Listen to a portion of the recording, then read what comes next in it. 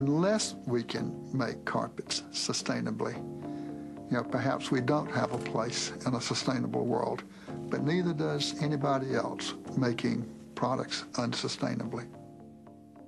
One day early in this journey, it dawned on me that the way I've been running Interface is the way of the plunderer.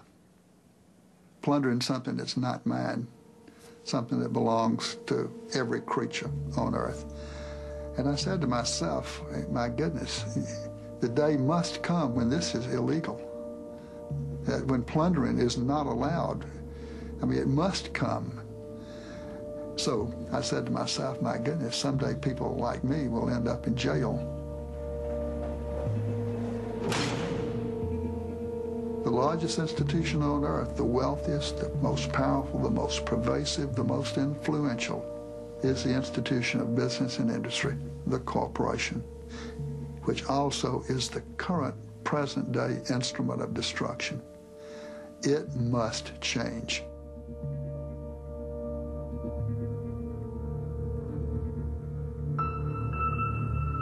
Next time, in part 2. Some of the best creative minds on Earth are employed to immerse us in a never-ending cascade of reassuring images, beguiling illusions designed to divert our minds and manufacture our consent. Corporations don't advertise products particularly. They're advertising a way of life, a way of thinking, a story of who we are as people and how we got here and what's the source of our so-called liberty and our so-called freedom. So you have decades and decades and decades of propaganda and education teaching us to think in a certain way.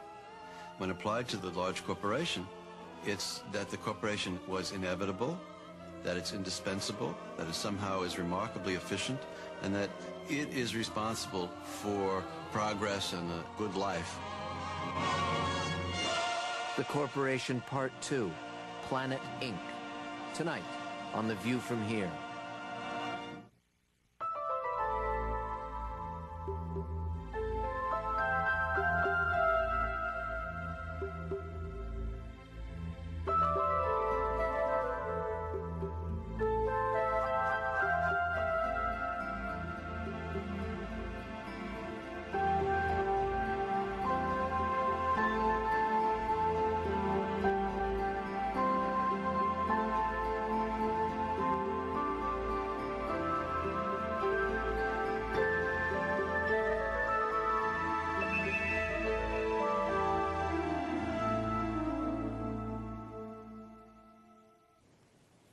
Hello, welcome to The View from Here. I'm Ian Brown. Last week, in part 1 of The Corporation, Mark Akbar, Jennifer Abbott, and Joe Backen made the case that corporations are as powerful today as any government. Tonight, in part 2, Planet Inc., they try to explain how that happened. These days, after all, corporations are trying to buy up everything, from the world's water to the human genetic code. To convince us that this is a great thing, corporations have developed radical new ways of branding themselves into our ever more pliable brains. But can we trust corporations to own our most valuable commodities? Can we trust them to husband those commodities in humanity's best interests rather than their own?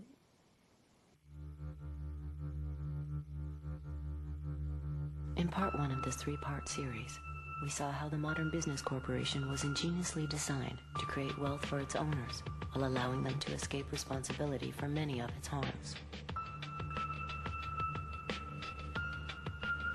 We heard critics inside and outside the corporate world who see this paradox as a fundamental design flaw, which threatens the survival of every living being.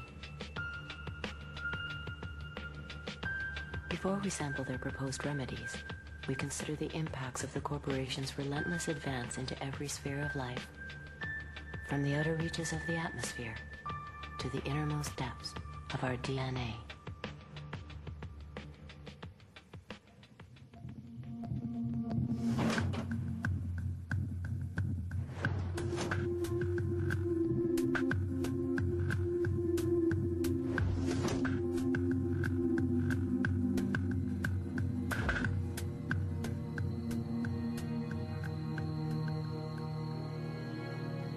I gotta be honest with you, when the September 11th situation happened, I didn't know that, and I must say, and I wanna say this because I wanna take it lightly. It's not a light situation. It's a devastating act.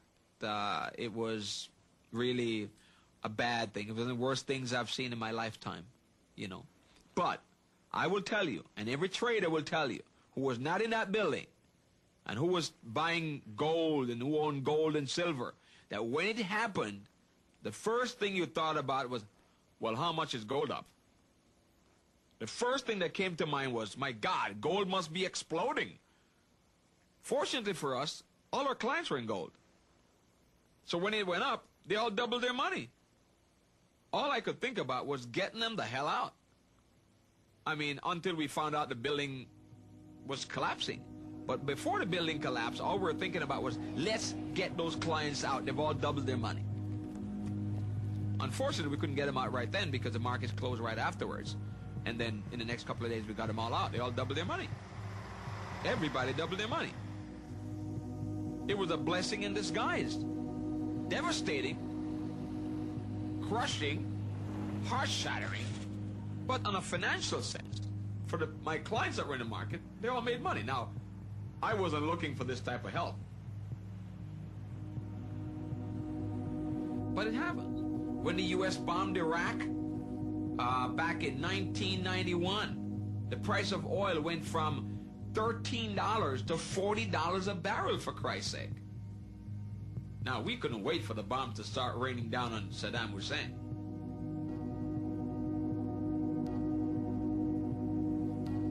We were all excited. We wanted Saddam to really create problems. Do whatever you have to do. Set fire to some more oil wells because the price is going to go higher. Every broker was chanting that. There was not a broker that I know of that wasn't excited about that. And then all of a sudden they said the war is going to be over a lot faster than we thought. We were all thinking this thing could drag out for a couple of months here. Prices could really get out of hand. It could get to $50, $60, $70, $80. People were talking 70, 80.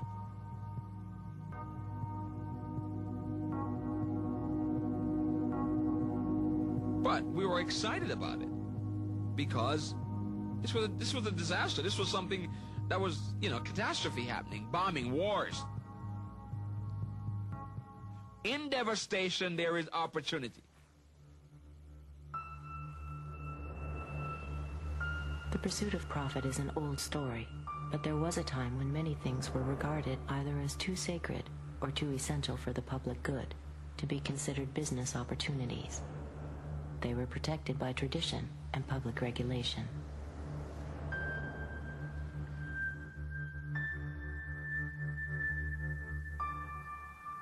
We can really begin to take a look at the emergence of the modern age with the enclosure movements of the great European commons in the 14th, 15th, and 16th century. Medieval life was a collectively lived life. It was a brutish, nasty affair, but there was a collective responsibility. People belonged to the land did not belong to people. And in this European world, people farmed the land in a collective way because they saw it as a commons. It belonged to God. And then it was administered by the church, the aristocracy, and then the local manors as stewards of God's creation. Beginning with Tudor England, we began to see a phenomenon emerge, and that is the enclosure of the great commons by parliamentary acts in England and then in Europe. And so first we began to take the great land masses of the world, which were commons and shared, and we reduced those to private property. Then we went after the oceans, the great oceanic commons, and we created laws and regulations that would allow countries to claim a certain amount of water outside their coastal limits for exploitation. In this century, we went after the air, and we divided into air corridors that could be bought and sold for commercial traffic for airplanes. And then, of course, the rest is history.